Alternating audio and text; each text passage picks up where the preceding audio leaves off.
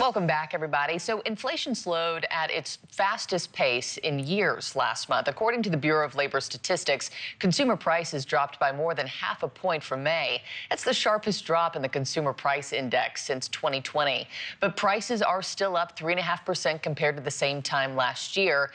For more, let me bring in economic strategist Frances Newton. She is the Chief Investment Officer for Tuttle Wealth Partners. Frances, good morning to you. So June was also the first month without rising core prices since before the pandemic, more than 5 years at this point. What was your read on just the health of the economy from these latest numbers? So first we had the volatility in oil prices that was due to the war in Iran, and oil had come back down to kind of where it was pre-war. And so that's a big thing in the CPI print. But the core, which is really interesting, so the prices of commodities are all about demand. And so prices of commodities go down when demand weakens. And we have been seeing a sell-off in commodities. So that is going to translate into a softer inflation print.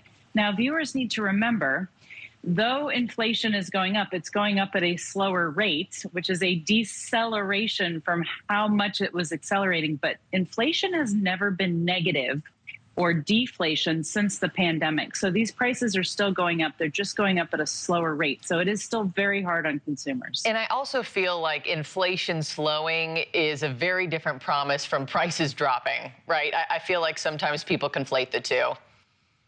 Yeah, it depends. Obviously, food and energy, which is why they're not part of the core. You have seen gasoline prices drop, but yes, true. There's a lag effect, and there's a lag effect of prices dropping going into CPI. Owner's equivalent rent, which is a third of CPI, has a huge lag effect going into CPI. So some of these readings are a little bit latent. But no, you're correct. Not all prices are just going to go right back to where they were. Yeah, and that report, dropped just hours before Kevin Warsh, gave his testimony yesterday. And he said that he would bring prices down. He pledged to do so. He said the Fed has no tolerance for this kind of stubbornly high inflation. So do you think prices will come down? Well, there are a couple of things I think potentially going on. So when Kevin Warsh was nominated by the president and confirmed, there was a lot of questioning yesterday around independence of the Fed and whether or not he was going to, bend to the political whims of Donald Trump. And I think his being very clear that dropping inflation is the priority is saying that, no, we're not just going to lower interest rates because the administration wants us to lower interest rates. And I think that that's kind of what he's saying. He also and it's headed in the right direction. And so I think he was speaking to that because I think he's very positive on the fact that it is decelerating. Yeah, and let me play some sound from him yesterday, because the president took really this Oval Office victory lap after the numbers came out yesterday. But Kevin Warsh said, not so fast. Take a listen.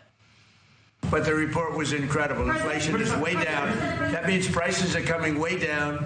And we're doing a great job. There might be some that look at this morning's data and say, oh, mission accomplished, everything is swell. That is not my view.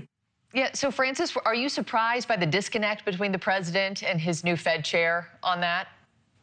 No, I'm really not. I think Kevin Warsh understands the long and variable lags that exist in the system, and by the time you get the data print, prices have adjusted significantly.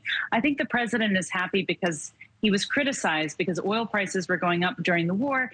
We had a short resolution period where oil prices dropped. As we know, this morning they are creeping back up again, and the Strait of Hormuz piece is kind of, fleeting. It's slipping between our fingers. So if those oil prices go back up, they'll go right back up. And I think Kevin Warsh is being very disciplined in his communication, and I think he's doing a little bit of a departure from Donald Trump intentionally, because I think he really wanted to drive home the independence of the Fed yesterday, and he was questioned quite heavily upon that. I do think what's very interesting is that the attribution of performance in the economy has completely changed.